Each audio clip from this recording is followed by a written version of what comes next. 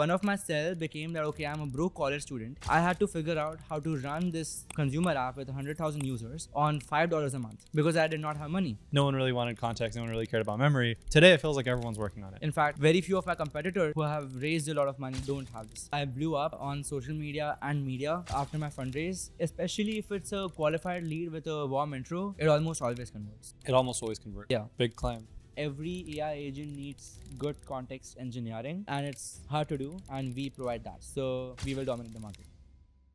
Okay, Dravya, welcome to the podcast. Thanks for inviting me. So you're the founder of SuperMemory, which for the last 2 years was an open source side project. But 3 months ago, you made it official. You incorporated, you raised $3 million from Susa to give people memory for their agents. Yep, that's right. Why do people need memory for their agents? So by default, agents are stateless.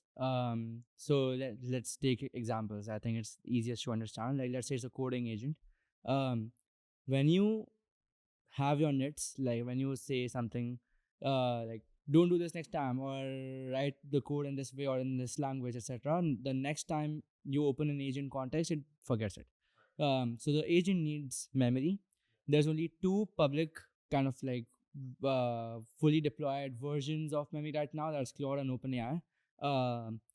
And it's quite hard to build, and I can get more into that. But it's not just the memory itself, it's the entire context engineering stack, which has to kind of work together in a way to personalize the experience for the user and like get the right context for the agent to perform better.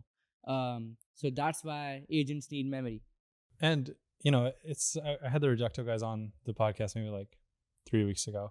And I remember before they turned into Reducto, they were also trying to work on context and memory, right? You were almost on the Reducto team. Yep. I mean, yeah. I was invited to their office for the work trial, but back then I was working at Cloudflare, so I decided not to. Oh man! But what's exciting is that, or what's interesting is when I talked to them, I learned that they felt they were early to the market, right? Like back then they were like, no one really wanted context, no one really cared about memory. Today it feels like everyone's working on it. Yeah. So how do you separate yourself from all the other people that are trying to build it? Great question. So I think of context engineering as this triangle, and this triangle has multiple different layers to it. So the triangle, you can think of it like the computer architecture diagram. Like, you know, you might have seen the L1 cache, L2 cache, RAM, disk, object storage, like that diagram. So context engineering can be done in any of these layers in the agent's context. The higher it is, the closer it is in the agent's head, and the lower latency it is for the agent to use it. So it comes down to user profiles. Then there's memory, then there's just RAG, and then there's external connectors and all the other things.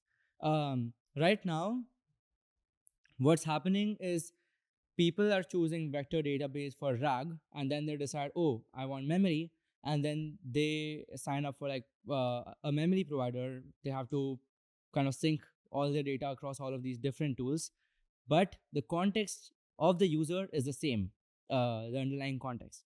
So the premise is that SuperMemory can manage all of these layers of your context engineering stack without the developer needing to do much, and all like different use cases need different parts of the stack. Like, you know, your coding agent does not need to know who your uncle is. So you can turn on and off layers of the stack, like kind of like checkboxes, depending on your use case. And no one does like this full context engineering. People are doing either only memory or only RAG. So that's one thing. Now, if you want to build a memory solution by yourself, you have to think of like just memory. You have to think of a lot of things. The first is obviously updates. And sure, updates are not that hard to build out. The second is inferences, which is two random pieces of data leading to one new thing that the agent learned. And then there's forgetfulness. And all of these three are extremely hard to implement, and very few have this in production. In fact, very few of my competitors who have raised a lot of money don't have this. So, yeah. But why is it that you have it then? Because is this something that you got from being an open source project? Were people contributing? No, so the open source project started off as a consumer app. And like a browser? It was just a web app which was like a knowledge based platform. Like you can dump everything about your life in it, and then it knows everything about you. Oh, right. This was on Twitter like 2 years ago. Exactly. Yeah, exactly. So that was SuperMemory before. And what I learned is you need both personalization and memory and RAG. And I kind of built layers of the stack myself. And being a consumer app helped me a lot in doing that. It's interesting. A lot of, I think, companies have gone the route of try to build something for consumers, and then they realize that one part of their tech stack was so good that they turned into a company that just did that. Like even Slack, right? They started out as a video game, and they were so hyped about their like chat feature in the video game that now they're the terrible app that we all use every single day that Sam Altman apparently wants to innovate away. Exactly. And so when you were going from consumer app to B2B API, you were now going to customers and you were like, hey, I want you to pay me money and I'm going to take care of the memory, or I'm going to take care of the memory that you need in your app. Was it easy to convince people to pay you? Yes. So what happened was, because I had a lot of traction on the open source, I was one of the fastest growing open source repository in 2024. How many stars? Like, what does that mean? It was 10,000 stars in 3 months. And because of that, I also got media attention and stuff like that. And I was just a guy in college who was doing this on the side while having a job at Cloudflare, where I was doing like AI research. So I had a lot of things going for me. And so one of my cell became that, okay, I'm a broke college student. I had to figure out how to run this consumer app with 100,000 users on $5 a month, because I did not have money. So I started talking about this on Twitter, and then like the architecture, how I scaled it, and a lot of other things. And it was open source. So businesses started seeing this and they were like, can you be a consultant for this thing that we are building, which needs a lot of context engineering? And became a consultant to like 20 people. And then one of them went and raised from like A16Z. And then they told A16Z that this 18-year-old guy is like responsible for how good our agent is or something like that. And A16Z was like very keen on investing, and they kind of convinced me that this is worth starting as a company. And they invested? And they wanted to invest, but then I started a proper round, and I Oh ended up boy. closing the round like 6 times of that original offer. Oh, you closed around 6 times larger. Yeah. Very cool. And you raised money from Susa? Yeah. Susa and a bunch of angels, including the CTO of Cloudflare, who has been super helpful. Julian Wieser, who has also been super helpful. He gave me a house when I was pretty much homeless.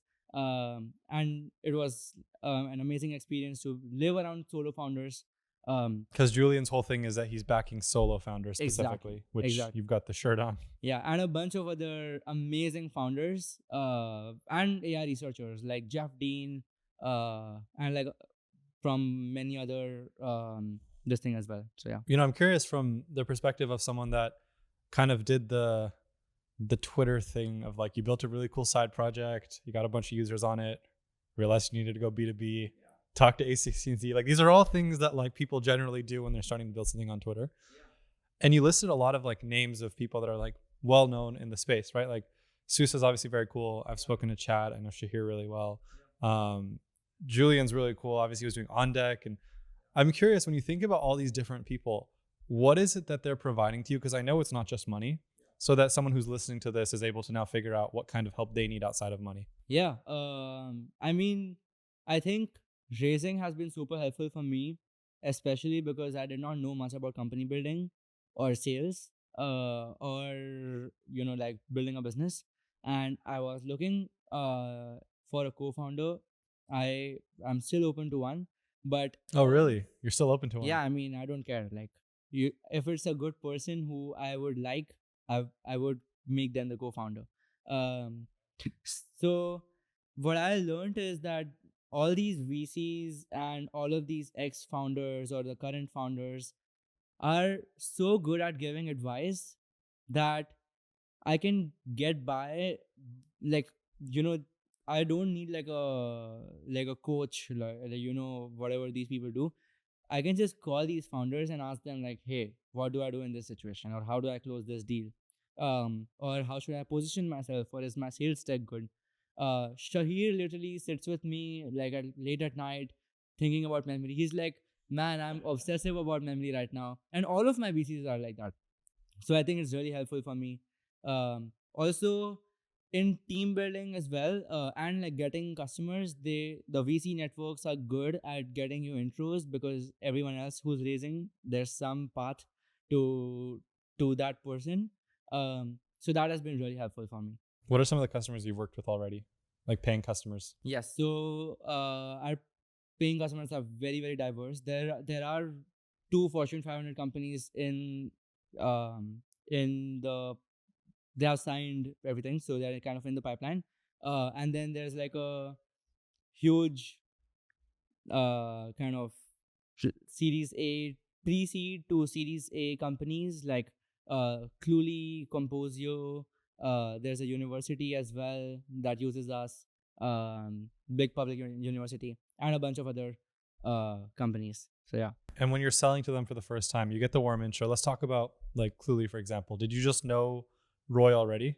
Yeah, I knew Roy since before he blew up. Okay, so that's a bad example. Let's take someone that you haven't worked with that you didn't know before you made the intro. Yeah, so I cannot name companies, but actually I can. So there's this new company that started using us called Pocket, which is by Open Vision.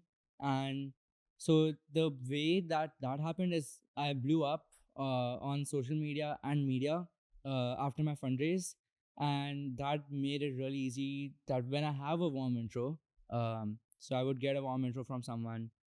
This one was through Julian, and then I talked to the founder. I asked them what's their product vision. If memory is one of those things or personalization is one of those things, then I kind of just like go to their office or do whatever I can to get it integrated as soon as possible. uh, because like Ish. You don't have to spend time, money, or energy to do something that is already in your product vision. Yeah. And we have done like a lot of research, and we have the right infrastructure, and we have the right cost um, to make it work for you. So it's very easy to convert these sales after that point. Especially if it's a qualified lead with a warm intro, it almost always converts. It almost always converts. Yeah. Big claim. Yeah. I mean, for me, because I don't have that many qualified leads, but also because I have been posting a lot about memory and been thinking a lot about memory. So I know what the customer needs. So at the very least, because we offer like this range of products, they sign up for one of those things, if not the entire deal.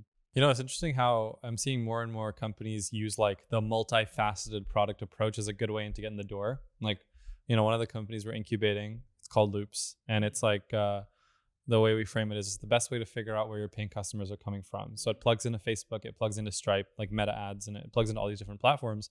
And he realized very quickly that by outreaching people on Twitter cold and saying, hey, we want to run ads for you, they sign up for the product and then they end up signing up for the AI analytics backend tool that is Loops, even though like the thing that gets them excited is, oh, this is an agency that can run ads for me. Yep. Posttalk does this really well as well. How do they do it? Posttalk has like 50 different products, and if you use Posttalk for one of them and you're considering to do something else, like let's say now you want LLM observability, you would not go to another LLM observability tool because you already have Posttalk in your stack. So that's why Posttalk just wins the race by just providing a shit ton of things that developers need. No, it makes sense. I mean, I remember when we started using Posttalk like 4 years ago, we just wanted not even session replay, we just wanted funnels. And then now it's like across literally all of our companies. Exactly. You know, yesterday we had on the podcast Max from Gumloop, and he had a really interesting story of most of his a lot of his largest customers actually like find the product when they're at one company and then they take it with them to like the other company. Is this something that you're seeing happen yet? Yep. I have seen happen. It didn't happen in my case. Actually, it kind of happened in my case. So, but kind of on a thought level, where when I was at Cloudflare, I was working with very small models, because Cloudflare Workers AI deploys small open source models for people to use. So it's an infinite platform. Now, naturally, the small models are extremely dumb, but it turns out if you just manage the context very well, you can make the small models as smart as or even better than the larger models. This was one of the kind of eureka moments for me before I started SuperMemory of like, okay, context, memory, personalization throughout different modalities through different models will be a really important thing in the industry, uh, which is why I left and started a company. How big is the team right now? It's 6 of us right now. 6 of you. Yes, including me. How is it laid out? Is it mostly engineers? Is it So it is uh, 2 product, 2 engineering, 1 growth, and 1 me. And we have like a did you say one me? yeah, and we have like a fractional head of design, who is absolutely amazing. And that's it. Yeah, How did you think about crafting that? Who was first? engineers, all of them. So it was not that hard for me to do this because I have existed for long enough that there have been people who contributed to the original SuperMemory app and were in the original SuperMemory team that I wanted in this one. So I basically went, and wherever they were, I made them leave their jobs and join SuperMemory. Um, and for the research part, I was at ASU, where me and some of my friends would, Like the university. yeah, the university, and we would literally like, so he's a part of a PhD research lab. So we would think a lot about memory and we would do a lot of things around it. And I was like, dude, you should just join me and head research. So that's what he does. Interesting. That makes sense. How do you think about building out your sales motion? What were you talking to Shahir about at 1 a.m. last night? Yeah. So one of them is like this different product approach where we are launching a new thing that um kind of is an easy sell to anyone, and then they can buy into the other things. So well, we'll get into that soon, um because it's not even finalized yet, but it's uh because we have all the user profiles of everyone using your app through memory. We can essentially tell you, the product builder, what kinds of users you have and what they want and what they have been using it for, who your ICP is and stuff like that. So you don't even need to like enable the context enrichment, which is the LLM will not have to have memory, but you can still get the business benefits from it. You don't worry about spreading yourself too thin from a product perspective? Yeah, I asked this to the post hoc founder, and he was like, yeah. And he was just like, you should just build everything that developers need and they actually like. So, in my case, all of these products that we have, which is just 4 um, um, connectors, user profiles, memory, and RAG, they are so interconnected. They use the same data structure, it's just different ways of accessing it. So it's like it's just a different way of talking about the same thing. Yeah. Like I guess browser-based has something similar, right? With, they have the browser-based API at the most like code technical level, stagehand for people that are kind of in the middle, and then director for people that can't code. Exactly, kind of like that. But this is in the agent context where profiles is the agent's default context, memory is for personalization, RAG is for raw data search.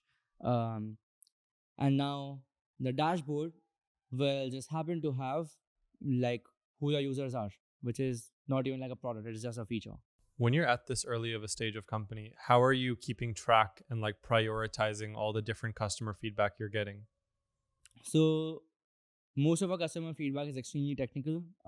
It's like we want this thing, very specific thing, like let's say lower latency or better filtering. And this comes in through a Slack connect or like Yeah, through Slack. intercom? Okay. Yeah, and then we build it.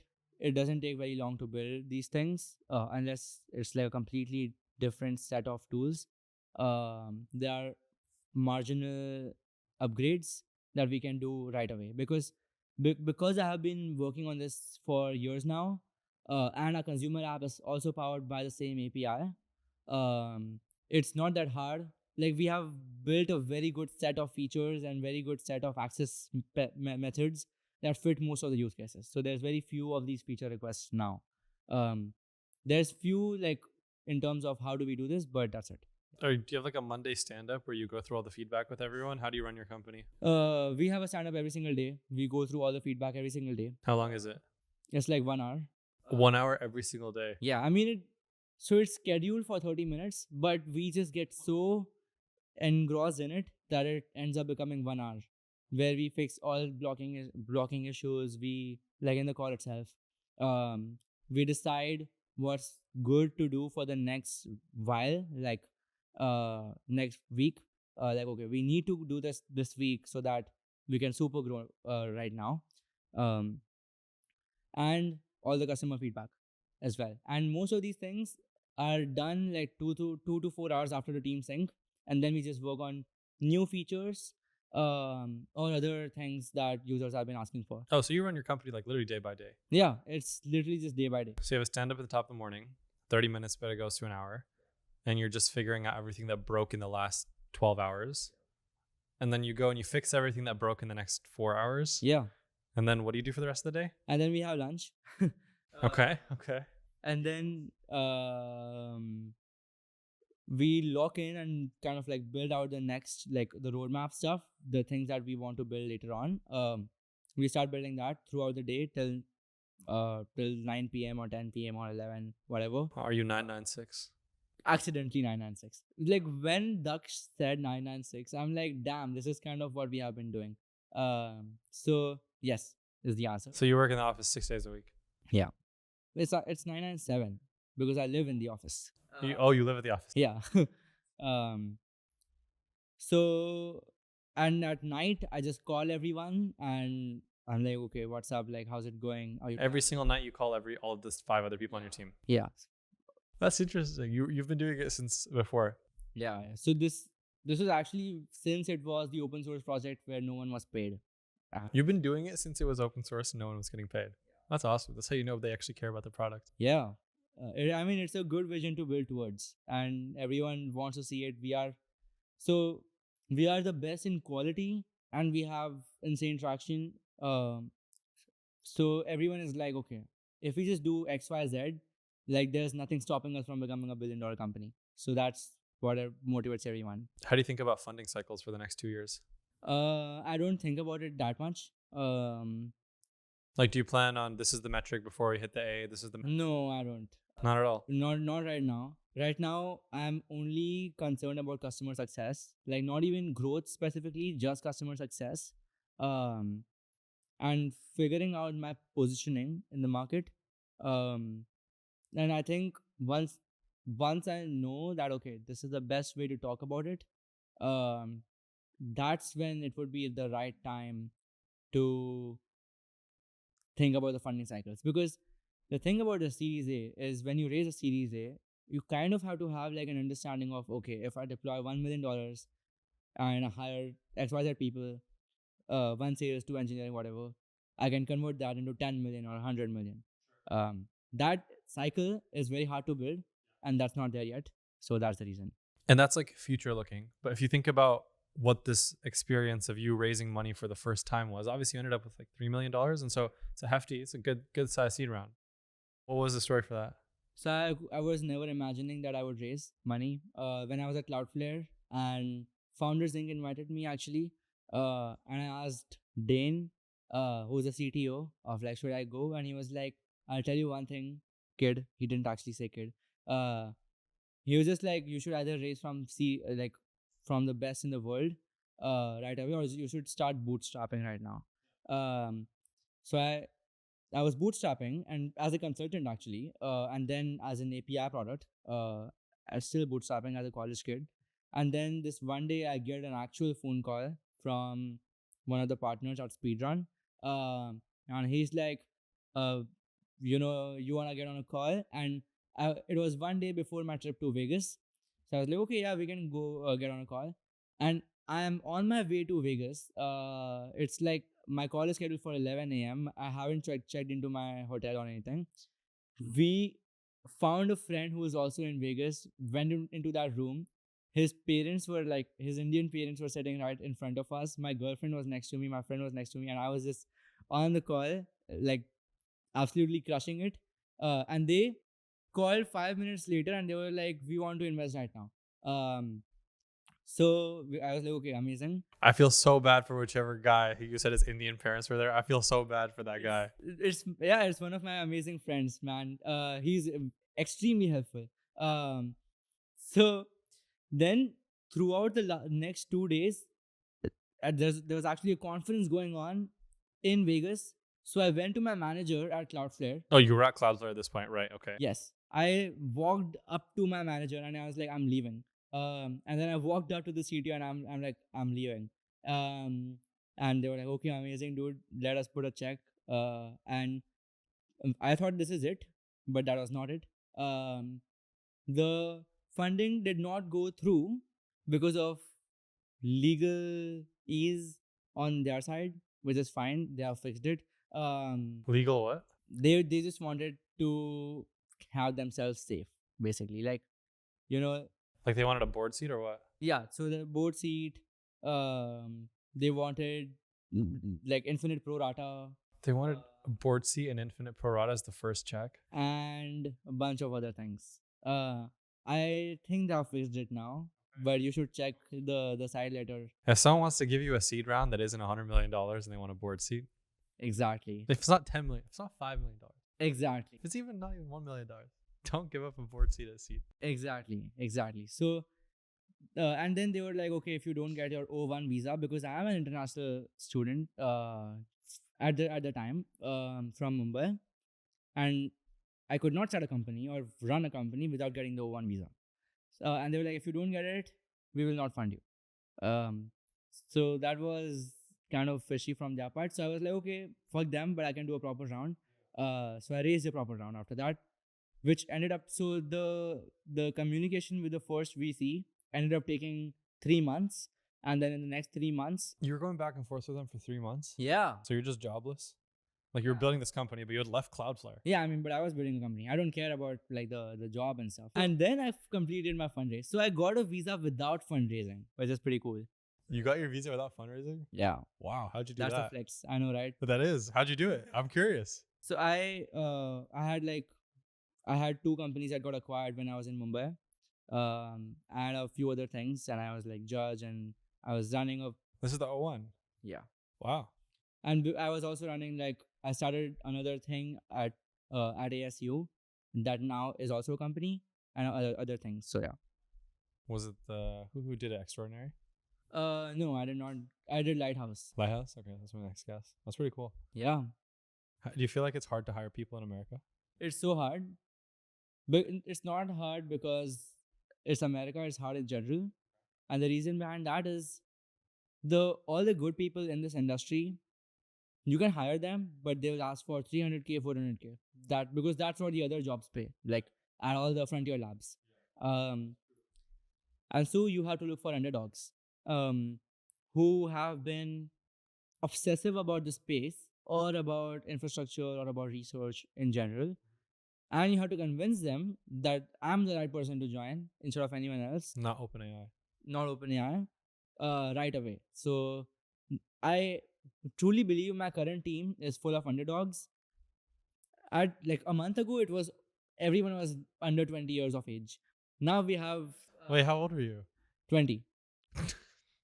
Happy birthday, I think. Yeah, that was in August. Yeah. So it was absolutely an insane team. Now we have 26 and 28-year-olds. Oh, that sucks, man. Yeah, I know, right? Like old people. Um, but yeah, I guess like underdogs is the way.